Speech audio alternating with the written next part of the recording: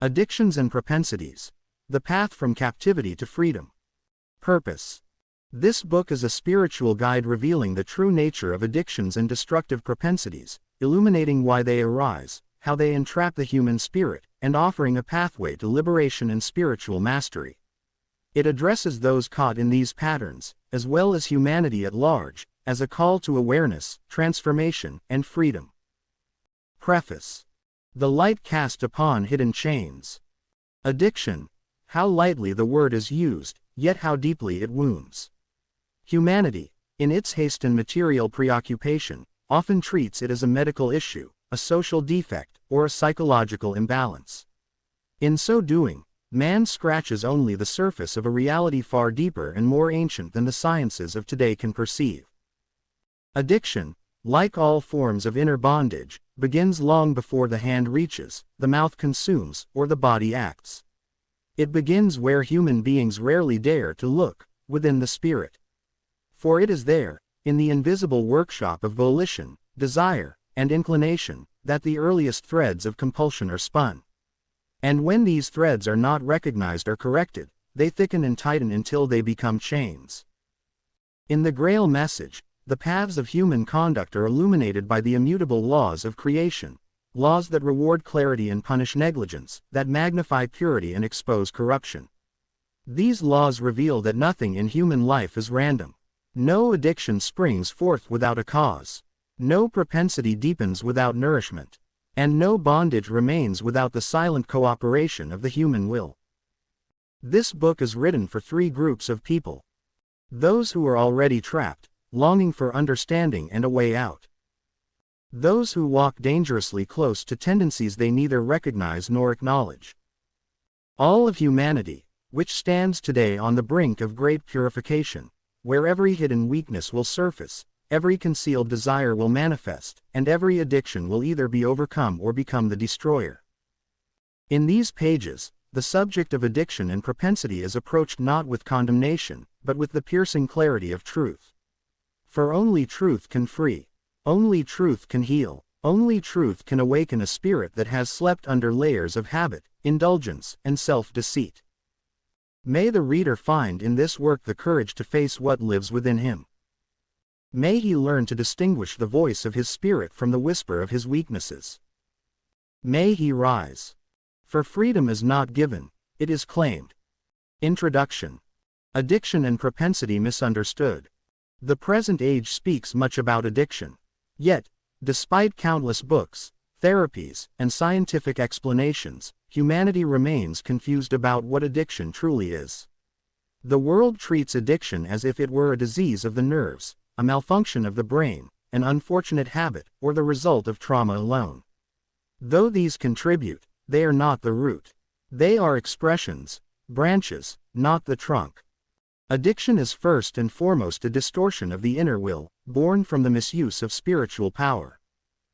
Propensity, the leaning of the soul toward certain behaviors or desires, is often viewed as personality, preference, temperament, or genetics. But these explanations merely paint the surface. Propensities are spiritual inclinations, formed by long-standing choices of the inner being, carried across years, experiences, and often lifetimes. Here lies humanity's great misunderstanding. A man's addiction does not begin when he drinks, smokes, gambles, lies, or indulges. It begins when he chooses repeatedly, over time, to follow impulses that do not align with truth. Every act strengthens a path. Every indulgence deepens a groove. Every repeated desire forms a vibration in the spiritual body. Eventually, the spirit stands surrounded by self-created tendencies that pull it back, even when the intellect protests. Another misunderstanding is that addiction is always harmful substance or immoral behavior. Yet any attachment, food, pleasure, power, validation, emotions, work, religion, approval, may become an addiction if it enslaves the will. In this book, the veils are lifted. What was hidden shall be revealed.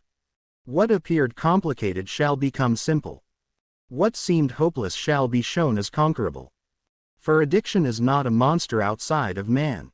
It is a shadow he has shaped himself, which disappears the moment he turns fully toward the light.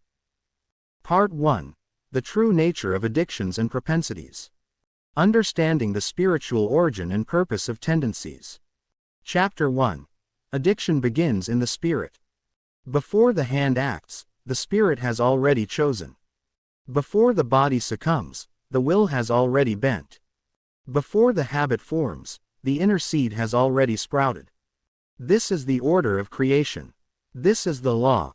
Every addiction, no matter how visible or hidden, begins with a movement in the spirit. This movement can be as subtle as a fleeting desire, a curious impulse, or an inner craving for relief, pleasure, validation, or escape. In that initial moment, nothing appears harmful. The desire is small, insignificant, like a spark barely visible in the dark. But sparks, when fed, grow into flames. Nothing in a person's life can enslave him unless his spirit first gives it permission. The human spirit is endowed with creative power. What it wills, alive or deadened, noble or ignoble, begins to gather force. This force attracts similar vibrations from the beyond, amplifying itself. Thus, a small desire, repeated often enough, becomes a spiritual form, an energy pattern, that grows independently and eventually influences its creator. This is why addictions feel external, as though something outside the person is compelling him. In truth, this external pressure is merely the strengthened, autonomous form of his own repeated desire. Addiction becomes inevitable when the human spirit is spiritually idle. The intellect dominates instead of serving. Pleasure outweighs discipline. Truth is ignored for convenience. Unresolved inner wounds seek comfort instead of healing. In these conditions, desires find fertile ground. The spirit's lack of vigilance allows the growth of forms that eventually bind it. Addiction arises when the spirit continually fails to say no to what it inwardly recognizes as not right. Over time, the ability to say no weakens. The will becomes soft, the inner compass dull. The spirit becomes entangled in forms of its own making, forms which now feed on the energy of its continued indulgence. Thus, addiction is not a disease, not a curse, not a mystery. It is a spiritual consequence, an outgrowth of misdirected volition. But here lies the hope. What the spirit created, the spirit can dissolve, through awakening, recognition, and renewed alignment with the light. Chapter 2. Propensities as Spiritual Inclinations. Not every tendency is an addiction. Not every inclination leads to captivity. But every inclination carries a direction, toward freedom or toward bondage. Propensities are like streams that flow within the landscape of the spirit. They are not random. They are not genetic accidents. They are the result of past choices, choices often made unconsciously, carelessly, or habitually, but choices nonetheless. A propensity begins as a leaning of the inner being, a liking, a preference, a comfort zone. Over time, this leaning becomes a habit of thought and feeling. And through repeated reinforcement, it settles as a fixed path within the spiritual body. Such paths may be harmless inclinations, like a love for beauty, order, or service. Neutral inclinations, like a tendency toward quietness or intensity. Destructive inclinations, like irritability, sensual excess, escapism, deceit, or pride.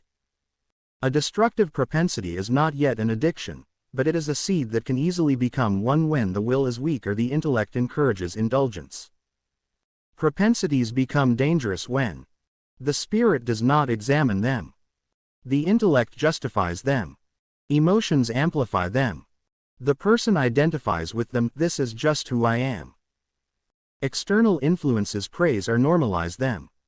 In the Grail Message, the human being is called to vigilance, to examine the inclinations living within him, to nurture the noble ones, and to uproot the harmful ones before they grow strong. For a propensity that remains unchecked becomes a habit. A habit that remains indulged becomes a compulsion. A compulsion that remains unchallenged becomes an addiction. And an addiction that remains unbroken becomes the master of the spirit. Thus the wise man investigates his tendencies early. He questions them. He illuminates them. He aligns them with truth. He does not wait for the chain to form before he decides to break it. Propensities reveal the spiritual direction a person is taking. Addictions reveal where he has arrived.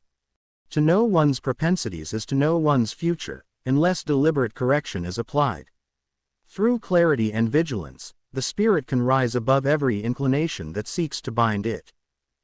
Chapter 3. The Law of Attraction and Habit Formation. Addictions and destructive propensities do not begin with the outward act. They arise first in the inner world of the human being, through thoughts, desires, imaginings, and emotional states that go unnoticed or are tolerated for too long.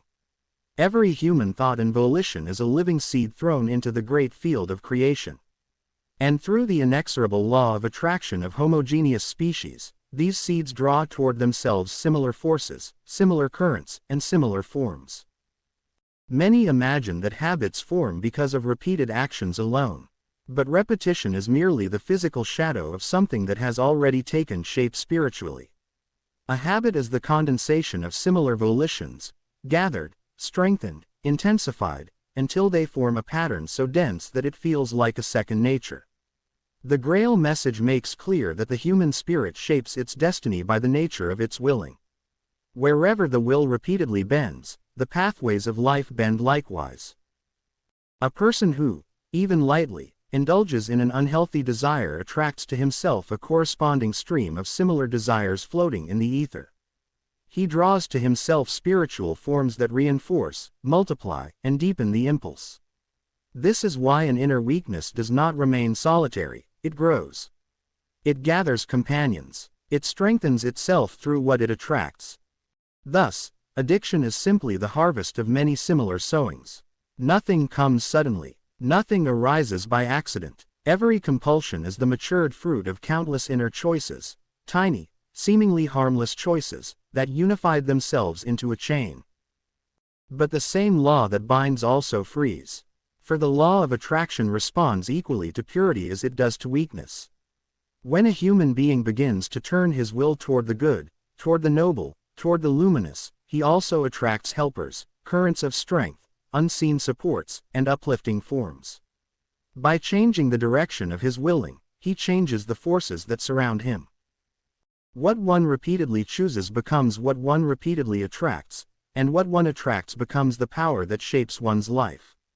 Understanding this law is the first step to breaking any destructive pattern, for it restores responsibility to where it truly belongs, in the individual's own will. Chapter 4. The Power of Unseen Forces. What most people call addiction is often nothing more than the visible surface of an invisible entanglement. The spiritual world is full of forms, creations of human thoughts and desires, that roam, seeking sustenance. These forms are not abstract ideas, they are living shapes, subtle but real, born out of human volition. And they must feed on the very nature from which they came. When a human being repeatedly indulges in lust, envy, indulgence, drunkenness, self-pity, or any destructive impulse, he generates ethereal forms whose existence depends on the continuation of these impulses. Such forms then exert pressure back on the human being, whispering, enticing, intensifying the cravings that gave them life. Thus, a person may feel pushed, or driven, by something he cannot see. In truth, he is experiencing the influence of his own creations. There are also wandering dark entities, the leftovers of human faults from centuries past, as well as weaker spirits who themselves seek gratification through humans still on earth. These beings are drawn, again through the law of attraction, to individuals carrying similar vibrations. They cling, influence, and exploit weaknesses like parasites clinging to exposed wounds. Not out of malice alone, but out of their own neediness, their own craving, their own spiritual hunger. This is why addiction feels overpowering, because the individual is not only battling his own weakness but also the accumulations of his past volitions and the pressure of foreign influences attracted by them. Yet none of this overrides human freedom. These forces cannot compel unless they find an opening, an inner weakness that calls to them. The Grail Message teaches, Wherever your thoughts dwell, there you are, in spirit. Thus, a person immersed mentally in impurity is already spiritually among impure forms. He stands in a field where forces stronger than him may cling to him. The solution is not fear but clarity. For as soon as a human being firmly redirects his will, refuses the inner consent, and cleanses his thoughts, these attachments lose their grip. They starve. They disperse. They fall away. No dark entity can attach itself to a firmly striving soul. Light repels what is not like it. Victory begins not with fighting the shadow, but by refusing to nourish it. Part 2. The Consequences of Captivity. How Addictions and Propensities Damage the Soul and Life. Chapter 5. The Erosion of the Inner Light. The human spirit is meant to radiate, to shine with purity, strength, joy, clarity, and noble striving. But every destructive habit gradually dims this inner radiance. It begins quietly. A small compromise here, a small indulgence there, a silent justification afterward. The brightness of the spirit does not vanish at once. It fades slowly, like a lamp whose flame is choked by soot. Every addiction steals something. It steals clarity of mind. It steals purity of feeling. It steals freedom of will. Worst of all, it steals the individual's inner luminosity, the natural brightness that connects him to higher spiritual realms. A person deep in addiction often feels far from God, far from himself, or far from life. This distance is not punishment. It is the consequence of being wrapped in layers of darkness woven through repeated wrong choices. The erosion of inner light manifests outwardly as confusion, frustration, emotional instability, and spiritual numbness. The person no longer perceives warnings clearly. Conscience becomes muffled. He no longer hears the inner call that once guided him. He feels empty yet restless, hungry yet never satisfied. This is because addiction consumes the very forces meant to uplift him. It diverts spiritual strength into destructive channels. Instead of the spirit ascending, it sinks under the weight of self-made chains. Yet even in this dim state, the inner light is not extinguished. It remains intact at the core, waiting. But the surrounding layers must be removed by conscious effort, purification, and sincere longing for the good. Every addiction begins with a dimming of the light. Every liberation begins with a spark of renewed willing. Chapter 6. Broken Relationships and Self-Deception. Addictions do not remain private matters for long. Whatever affects the spirit inevitably affects the world around it. When a person becomes entangled in destructive propensities, his relationships suffer, not because he is unloved, but because addiction distorts perception, feelings, and behavior. Addiction isolates. It makes the individual withdraw into his own cravings, shutting out the needs, feelings, and truths of others. Loved ones feel this as distance, unavailability, coldness, or unpredictability. The addict may become defensive, evasive, or dishonest, not out of deliberate malice, but because his inner world has become unstable. He loses the ability to be transparent. He begins to hide, first his behavior, then his thoughts, then his deepest self. But the most dangerous deception is never toward others, it is toward oneself. Addiction blinds. It convinces the individual that he is still in control, that things are not so bad, that he can stop anytime. This self-deception is a spiritual fog created by the very currents that sustain the addiction. The person loses the ability to see himself truthfully. Pride, shame, fear, and denial weave a cloak that makes honesty painful. Relationships cannot thrive where truth is missing. Trust erodes. Family bonds weaken. Friendships strain. Yet behind all this damage lies a spiritual tragedy. The addicted soul becomes unable to recognize the helping hand stretched toward him. Offers of support, love, and guidance often appear as threats to the addiction's survival, and are resisted. Still, this chapter ends with hope. Broken relationships are not evidence of rejection, they are the natural consequences of spiritual disharmony.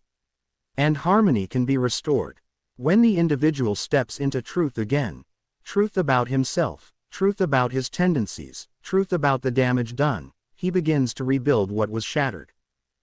Truth is the great healer. Addiction collapses where self-honesty begins. Chapter 7. The Loss of Freedom and True Will. There is no bondage more subtle, more deceptive, and more destructive than the bondage one willingly steps into. Addictions and destructive propensities do not seize the human being by force. They begin with consent, often unconscious, often careless, but always a consent nevertheless. And it is this consent that gradually dissolves the freedom of the spirit. In the light of the Grail Message, the human spirit is originally free, free to choose, free to strive, free to unfold according to the laws of creation. Yet every choice binds the chooser to the consequences of the choice. This is the first step so often ignored by those who later cry out in suffering, "How did I become a slave?"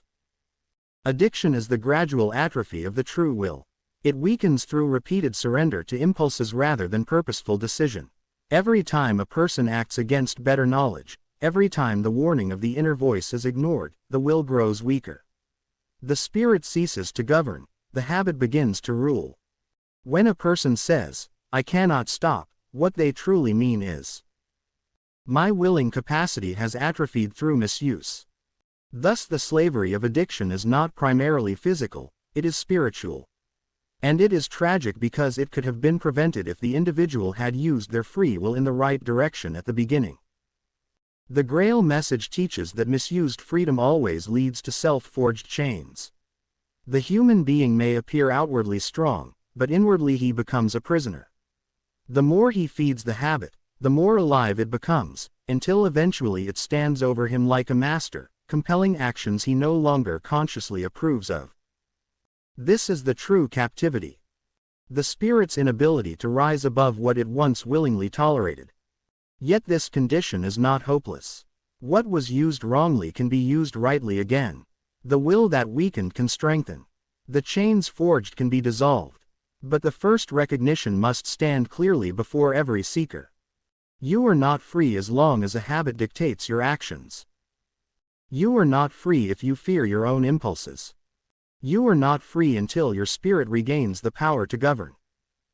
True liberation begins when one recognizes the captivity of the will and chooses, this time consciously, earnestly, and humbly, to align with the light again. Chapter 8. Spiritual and Physical Decay. Where the will is enslaved, decay follows. It is not punishment, it is consequence, lawful, just, and unavoidable. The Grail Message explains that all movements in creation are either upward toward the light or downward away from it. Nothing stands still, not even the soul bound in addiction. Addiction accelerates downward movement. Every indulgence, every relapse, every surrender to temptation reinforces the binding threads that wrap around the spirit. These threads weigh it down, darkening its radiation and weakening its ability to receive strength from the spiritual world. Thus begins spiritual decay. Loss of clarity. Loss of joy. Loss of inner warmth. Loss of intuition. And finally, loss of the connection to the purity one once knew. The person becomes spiritually numb. What once would have evoked shame or alarm now barely stirs a reaction. The conscience becomes muffled, and the individual no longer feels the gravity of his own actions. This is the true death long before physical death, the dimming of the spirit's light. But spiritual decay does not remain alone. It inevitably expresses itself physically. For the physical body is but the instrument of the spirit. When the spirit weakens, the body follows. This is why addictions manifest in weakened nerves, damaged organs, premature aging, broken vitality, and even distortions in the facial expression. The body simply mirrors what is happening within. Many ask, why does my body feel heavy, exhausted, sick? Because the spirit within is burdened. It is not the physical substance that first deteriorates, it is the spiritual radiation that once enlivened it. Nothing in creation decays without an inner cause. Addiction accelerates this process because it opposes the laws that nourish the human being. What is unclean burdens, and what burdens sinks, and what sinks eventually breaks. Yet even here, the Grail Message offers hope. For decay can be halted the moment the direction changes. The very moment a person turns willingly upward, away from the shadow, toward purity, the radiation of the spirit begins to recover. And this recovery flows outward into the earthly body. No one is too far gone for the light, unless he refuses the light. Every addiction carries the seed of decay, but every spirit carries the possibility of healing. Part 3. Recognition and Awakening. Chapter 9. Seeing the Truth About Oneself. The first step toward liberation is truth. Not the truth of theories, not the truth of excuses, not the truth of what others say, but the truth about oneself. This truth is painful because it unmasks the illusions a person has woven around their habits. The Grail Message warns that self-deception is among the greatest spiritual dangers. The addicted person, more than anyone else, becomes a master of self-deception. They minimize, justify, rationalize, and reinterpret their actions. They compare themselves to those, worse, than they are. They hide behind promises they never fulfill. This is why liberation cannot begin until self-deception dies. To see the truth about oneself means admitting the exact nature of one's bondage, acknowledging the damage it has caused, confessing the weakness of one's will, recognizing one's responsibility in the suffering created. Nothing less is sufficient. Many hope to overcome addiction while refusing self-honesty. But this is impossible. The light only helps where truth is present. The spirit only strengthens when it stands upright. Self-recognition is not humiliation, it is purification. It is the first cleansing breath after years in a suffocating room. It is the lifting of a veil, the opening of a window, the rising of the first dawn. It is also the beginning of accountability. Once a person sees the truth, he must act on it. If he refuses to act, the recognition becomes judgment. But if he acts, even in weakness, the recognition becomes salvation. Thus the message of this chapter is simple. The truth about yourself is the key to freedom. Do not fear it. Seek it. Welcome it. Stand in it. And liberation will begin. Chapter 10. Repentance. Turning away from the shadow. Recognition opens the eyes. Repentance turns the steps. Without repentance, recognition remains only a painful awareness. Many see the truth about themselves but refuse to change direction. They lament, they complain, they feel remorse, but they continue in the old path. True repentance is not emotion, not tears, not fear, not guilt. It is a turning of the will. The Grail Message teaches that every change in human destiny begins with the will. When the will turns toward the light, a stream of help flows toward the person. When the will clings to darkness, even the strongest external supports cannot save him. Repentance is the solemn decision. I will no longer walk with the shadow. This decision must be renewed daily, hourly, sometimes moment by moment. The chains of addiction do not fall away in a single day, but with every sincere movement upward they loosen. Repentance is powerful because it realigns the spirit with the laws of creation. These laws then begin to work on behalf of the person, cleansing, strengthening, guiding, and protecting. Repentance brings clarity. Repentance brings humility. Repentance brings strength that was long lost. Repentance draws helpers in the beyond. Repentance breaks the power of old thought forms. Repentance awakens the slumbering spiritual core. And most importantly, repentance opens the path to forgiveness, not a cheap pardon, but the lawful wiping away of darkness through new, luminous deeds. No one trapped in addiction should despair. Repentance is the bridge across every abyss. Wherever a person sincerely turns his will toward the light, even after years of captivity, the light answers. The help begins immediately, silently, powerfully. Thus repentance is not the end of the journey, it is the beginning of a new one. A journey upward. A journey home. A journey back to purity, strength, and spiritual dignity. Chapter 11. The Role of Self-Observation and Mindfulness.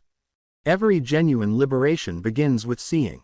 Not with effort, not with willpower, not with promises, but with a clear and sober gaze upon oneself.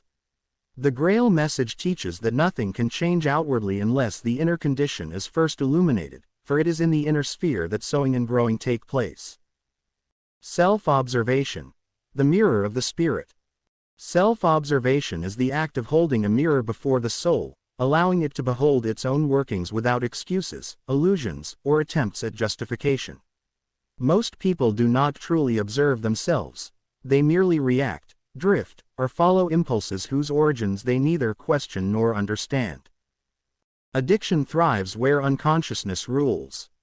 A person who never observes himself becomes a passive vessel for every influence, every pressure, every suggestion from within and without. He cannot resist because he does not know what is acting within him. He becomes lived upon.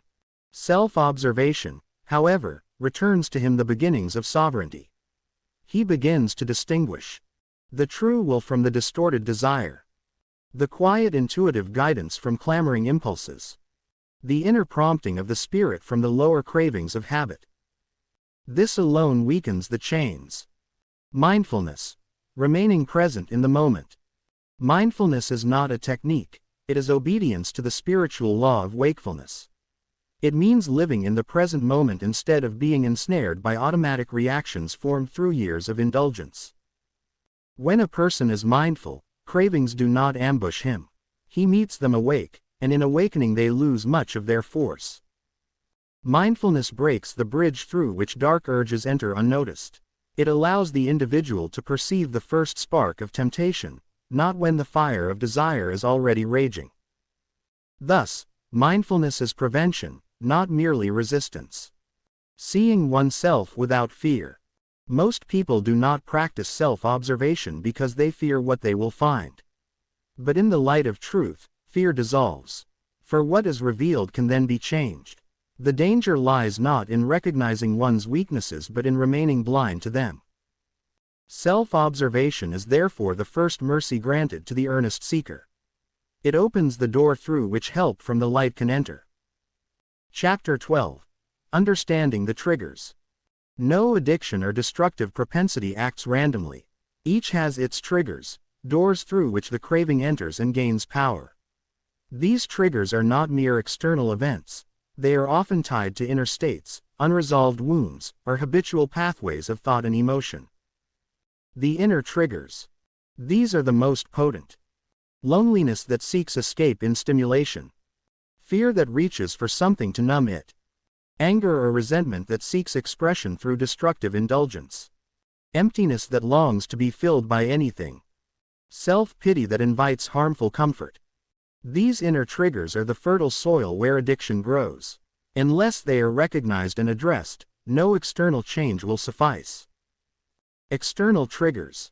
These include certain environments, certain friendships, familiar routines, objects or places tied to past indulgence, accessible opportunities for acting out the propensity.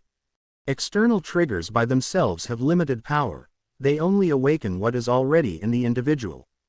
But when inner and outer triggers align, the temptation becomes strong. Identifying the web of influence. The human being must honestly map the interplay of emotion, thought, circumstance, habit, environment, spiritual inclination. This mapping reveals patterns. It exposes loopholes. It uncovers how the lower tendencies exploit weakness. To understand triggers is not to fear them, it is to disarm them. Once exposed, they lose their ability to attack unseen. Awareness is already half the victory. In the Grail Message, clarity always precedes liberation. The clearer one becomes about the mechanisms of his own downfall, the more he steps out of bondage into the light of self-governance. Part 4. The Path of Restoration. Spiritual, mental, and practical guidance to overcome. Chapter 13. Purification of thought, word, and deed. True restoration requires purification, not in the sense of asceticism or harsh self-denial, but in the lawful sense of removing everything that darkens, binds, and hinders the spirit. Purification of thoughts. Every addiction begins with a thought, a fleeting image, a remembered pleasure, a painful feeling, a deceptive suggestion. These are the seeds from which actions later grow. To purify one's thoughts means rejecting harmful images immediately, refusing to dwell on fantasies that empower old habits, replacing destructive tendencies with uplifting, noble thoughts, choosing thoughts consciously instead of letting them arise unchecked. Thoughts are threads that weave fate. If the individual allows impure threads, he will inevitably reap impure experiences. Purification of words. Words carry spiritual forms. Harsh words strengthen inner agitation. Careless speech weakens the will. Excuses create illusions that blind the spirit. In addiction, words are often used to deny the truth, minimize the seriousness of the problem, justify indulgence, accuse others, hide from responsibility. Purifying speech means speaking only what is true, helpful, and upright. It means abandoning deceit in all its degrees, especially self-deceit. Purification of deeds. Purification becomes effective only when actions follow. This includes removing oneself from tempting environments, ending relationships that continuously drag one into relapse, creating routines that strengthen the will, choosing deeds that build inner strength rather than feed weakness. Purity in deeds aligns the earthly life with the spiritual longing, and in this alignment, strength grows. Purification is a joy, not a burden. Purification is not punishment, it is liberation. It is the peeling away of layers that suffocate the spiritual core. With each layer removed, the individual feels lighter, clearer, freer. The reward of purification is the return of peace. Chapter 14. Strengthening the will. Addiction weakens the will. Propensities scatter it. Each indulgence fragments it further, until the person can no longer stand firm even in simple matters. But the human spirit possesses an innate willpower placed within it by the Creator. It cannot be destroyed, only buried. And when called upon earnestly, it awakens with surprising force. The first step. Small victories. The will is strengthened by small, consistent acts. Choosing a healthier option once. Resisting a minor temptation. Completing a simple task daily. Maintaining one small discipline. Each small victory forms a building block. The will grows like a muscle, through repeated effort. The second step. Clear decisions. A wavering decision is no decision. A blurred intention carries no power. The will ignites only when the decision is clear, earnest, final, supported by action. Half-heartedness strengthens addiction. Determination weakens it. The third step. Connecting the will with the spirit. The will of the intellect is cold, brittle, and easily exhausted. The will of the spirit is warm, powerful, and steadfast. To overcome deep-rooted tendencies, one must draw strength from the spiritual core, not from intellectual resolve alone. This happens through sincere prayer, noble striving, alignment with truth, inner stillness, listening to the quiet voice of conscience. When the will is united with the spirit, the individual becomes unstoppable. The power to break chains. Strengthening the will is the process through which the human being takes back dominion over his inner world. Addiction loses power when the will awakens. Every fallen habit becomes weaker before a rising inner strength. The will, when aligned with the light, can break even the oldest chains. Chapter 15. The help from above, invoking divine guidance. There is a point in every struggle against addiction or deeply rooted propensity where human strength appears insufficient. This is not a defect, it is a sign. It reveals that man was never created to walk alone. The spirit draws strength from above only when it seeks sincerely, humbly, and actively in the right direction.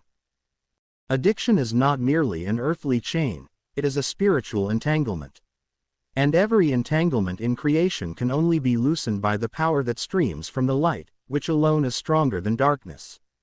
But this power does not descend automatically, it must be invited and attracted through the earnest movement of the inner will. True supplication is not begging, nor is it emotional outburst, it is alignment. A turning of the spirit toward the light with humility and readiness to obey the laws of creation. Many pray to be delivered from addiction while still holding on to the very attitudes that nourish it. Pride, excuses, secret indulgence, and refusal to let go of harmful companions or environments. Such prayers cannot bear fruit. Divine help is activated through sincere inner longing for purity. A longing that burns stronger than the craving for the addiction itself. This longing is the magnet that draws spiritual strength. Honest confession before oneself. Not confession out of guilt, but out of clarity. I am bound, and only light can free me. Daily spiritual upliftment. Reading ennobling words, listening to light-filled teachings, and meditating on truth strengthens the spirit. Obedience to inner prompting. Once help is received, one must act. The light points the way, but man must walk it. Help from above is never withheld, but the person must prepare the ground of their inner being to receive it. Light does not work in a soul that clings to darkness. Once the inner decision is made, firm, earnest, unwavering, the power streams in, bringing clarity, strength, and the ability to resist that which previously seemed irresistible. This is the great secret. Addiction loses its grip the moment one aligns with the light, because darkness cannot survive where light is consciously allowed to dwell. Chapter 16. Service and Love as Antidotes. Every addiction and every destructive propensity draws a person inward, into self-absorption, self-gratification, and isolation. The more a person is turned toward themselves, the tighter the chains become. The Grail Message reveals a profound truth. Freedom comes when one turns outward in loving service. Service is not slavery, it is liberation. It breaks the suffocating circle of self-centeredness that addictions feed upon. When one forgets oneself in genuine giving, whether through kindness, assistance, encouraging words, or acts of compassion, new spiritual currents awaken within. These currents are incompatible with addiction. Addiction is powered by misdirected longing, a craving for intensity, relief, escape, excitement, or emotional anesthesia. But service awakens the right longing, the desire to uplift, help, and bring light to another's life. This longing is spiritually luminous and draws strengthening powers from above. Love, in its pure form, dissolves the inner soil where addiction thrives. Not emotional dependence, not sentimental weakness, but active, clear, truth-aligned love, the will to do good without expectation. 3 transforming forces arise when one begins to practice service and love. The will strengthens. Because service requires effort, sacrifice, and discipline. As the will strengthens outwardly, its inner capacity to resist addiction grows. The spirit brightens. Every act of love generates light energy that nourishes the spirit. Dark cravings weaken naturally.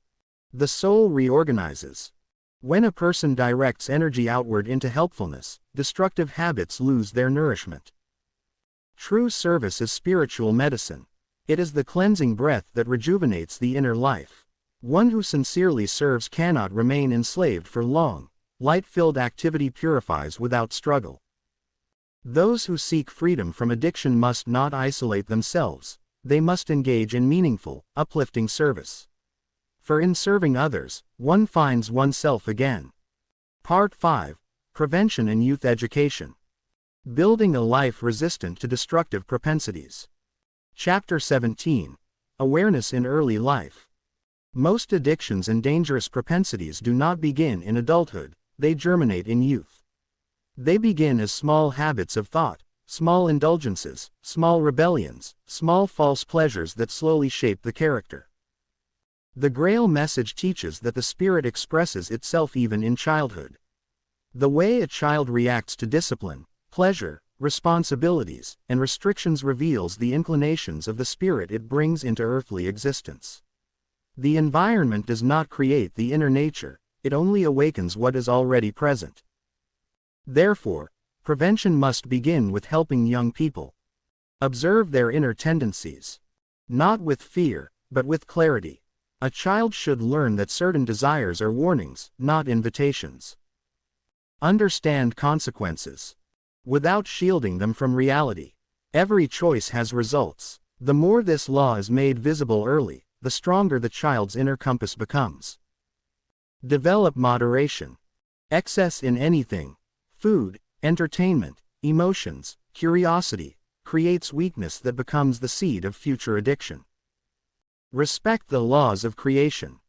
Even simple natural laws, order, discipline, cleanliness, truthfulness, shape the inner being and fortify it. A youth taught to understand himself, recognize his inclinations, and align with what is noble becomes naturally resistant to destructive paths. Education must focus not merely on information but on spiritual orientation, helping the young grow into adults whose inner strength makes addiction impossible.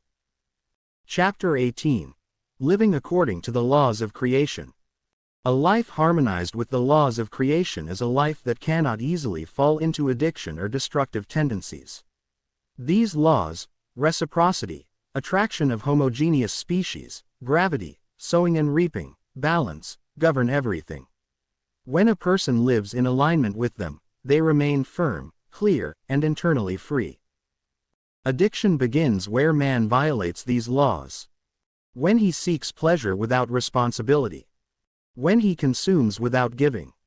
When he pursues excitement without purpose. When he forces what should grow naturally. When he rejects order for chaos. When he chooses comfort over effort. Teaching youth to work with the laws of creation gives them a shield far more powerful than fear-based warnings. They see for themselves that every excess leads downward. Every lie creates disharmony. Every self-indulgence attracts dark forms. Every act of self-control strengthens the spirit.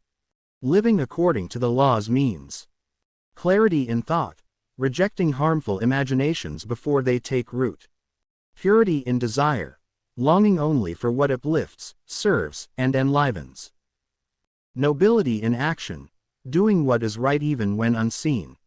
Responsibility in choices, knowing every act shapes destiny. Such a life becomes naturally luminous. Addictions cannot cling to a spirit that stands in the light. Propensities cannot imprison one who moves in the steady rhythm of the laws. This is the foundation of freedom, to live consciously, truthfully, and in harmony with creation.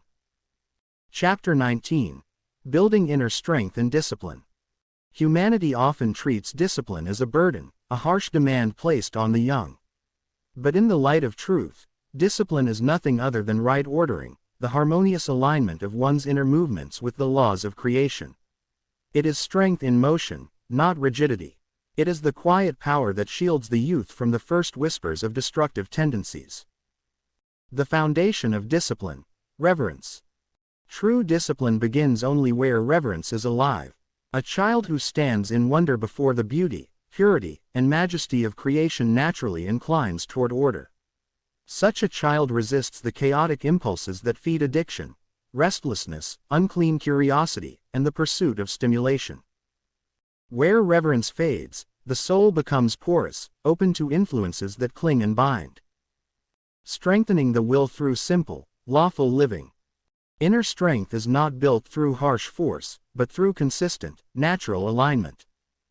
Regularity in daily habits brings inner steadiness. Simplicity in living prevents the entanglement of desire.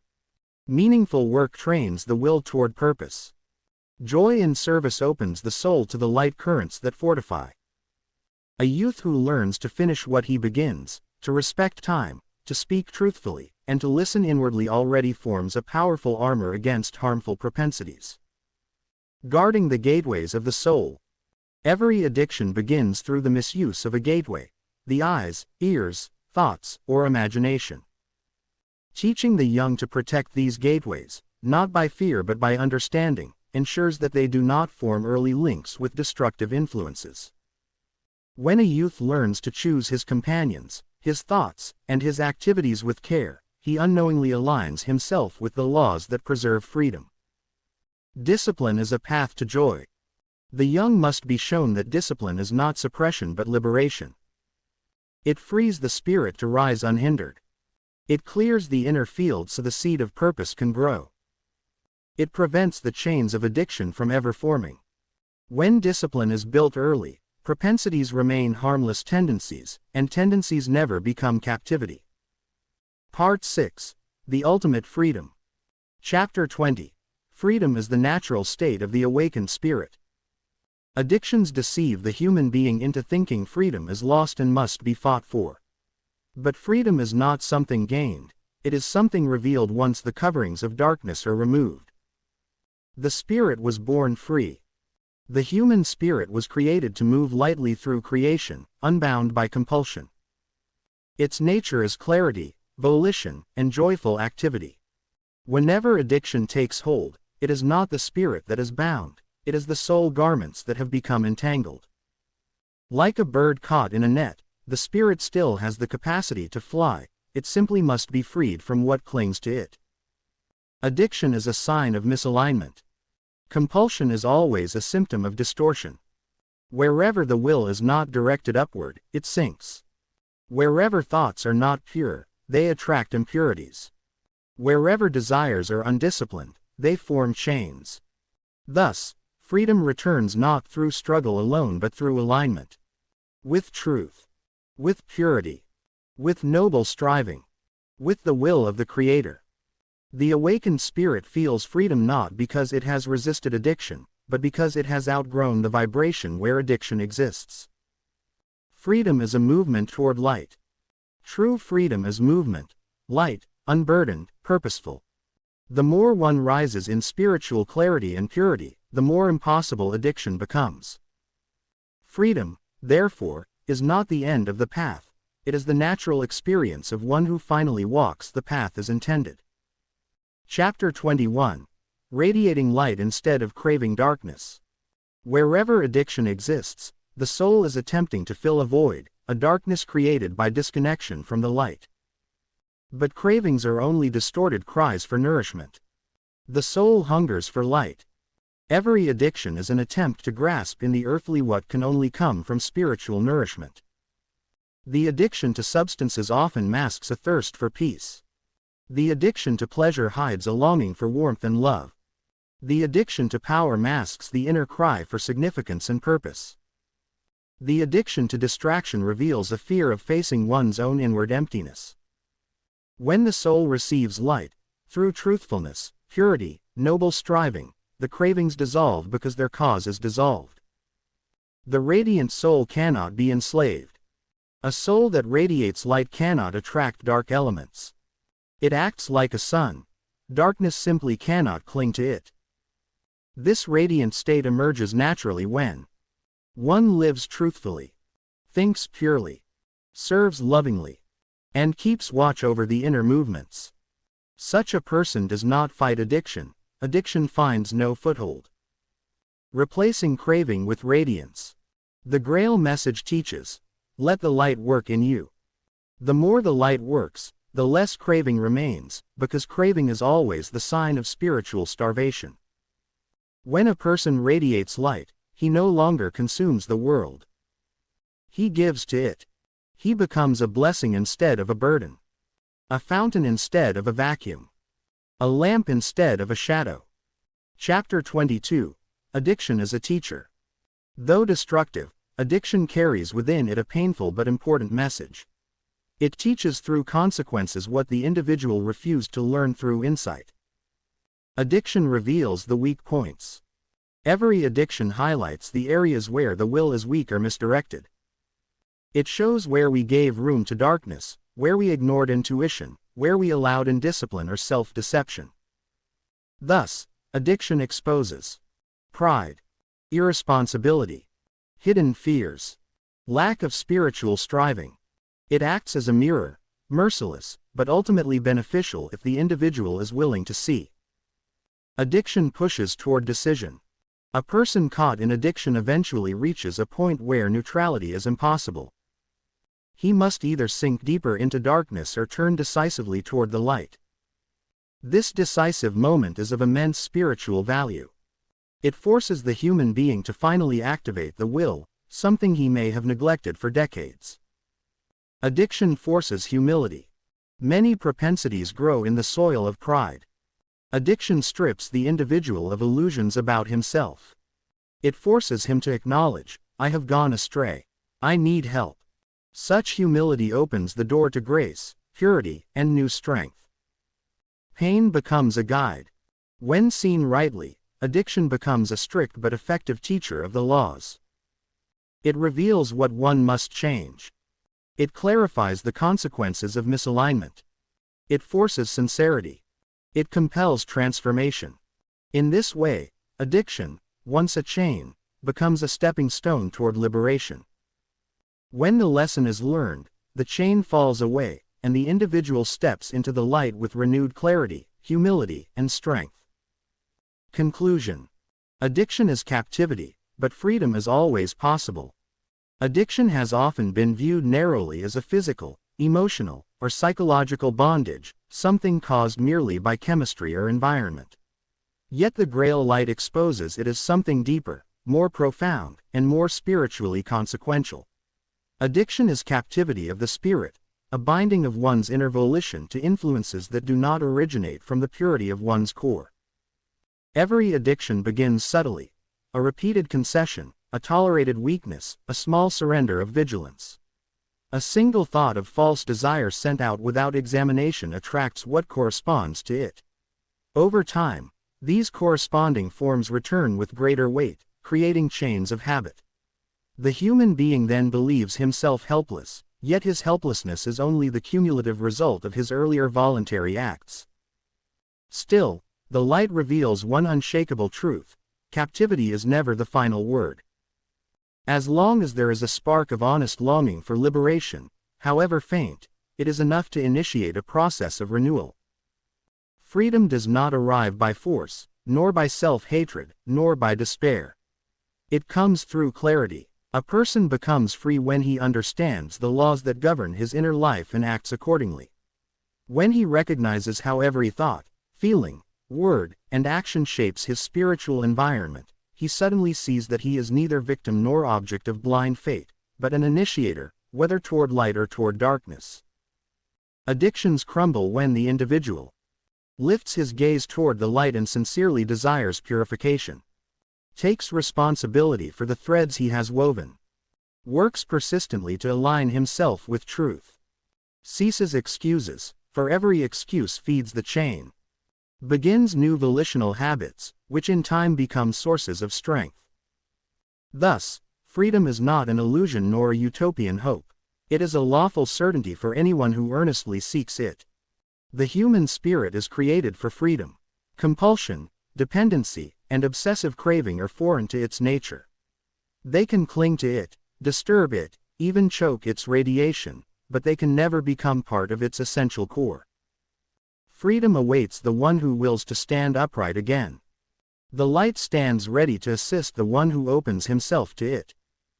Epilogue. A new humanity of awakened spirits. Humanity stands at a threshold. Never before have addictions and destructive propensities spread so widely, ensnaring even children, distorting culture, and weakening nations. The modern world floods the spirit with stimulants, distractions, and compulsions that devour inner quiet and drown the voice of conscience. Yet amidst this crisis, a great purification is underway. Those who awaken and free themselves from the webs of harmful tendencies will form the foundation of a new humanity. This new humanity will be characterized by 1. Clarity of spirit. They will perceive the laws of creation not as abstract teachings but as living currents guiding every moment of life. 2. Inner discipline. Their will shall be firm, luminous, and resistant to all forms of moral corruption or indulgence. 3. Reverence for purity. They will honor purity in thought, relationships, work, and society, recognizing it as the natural atmosphere of awakened spirits. 4. Service, not self-absorption. Instead of craving, grasping, or seeking escape, they will radiate helpfulness, strength, and love. 5. Independence from darkness. No addiction, no destructive propensity, no alluring shadow will hold sway over them. Their volition will shine freely, unobstructed. This humanity will rebuild families, communities, and nations, not through laws and institutions alone, but through the transformation of countless individual spirits who have conquered themselves. Every person who breaks free from addiction contributes to this rising dawn. Every person who purifies a destructive propensity widens the path for others.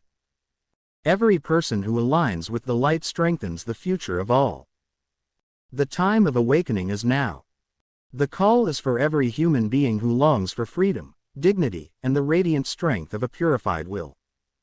Appendix 1. Practical daily exercises for inner purification. Morning intention setting aligned with truth.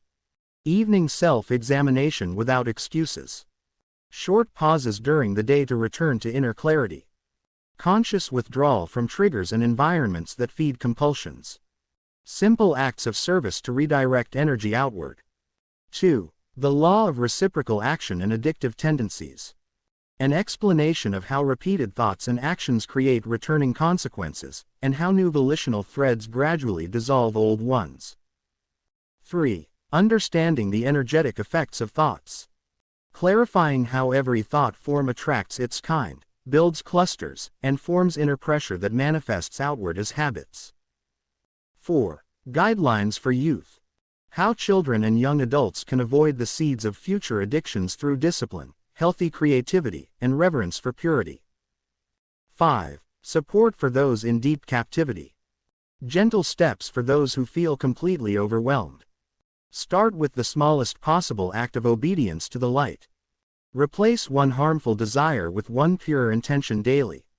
Avoid isolation. Seek uplifting human contact. Keep a written record of progress, however small. Trust that every sincere effort attracts help from above. 6. A final word. Addictions and propensities are not curses. They are consequences, yet also lessons. For the sincere seeker, every harmful tendency can become a stepping stone toward wisdom. Every struggle can become a strengthening of the will. Every fall can catalyze a deeper longing for light. And when that longing becomes pure and steady, the chains fall away.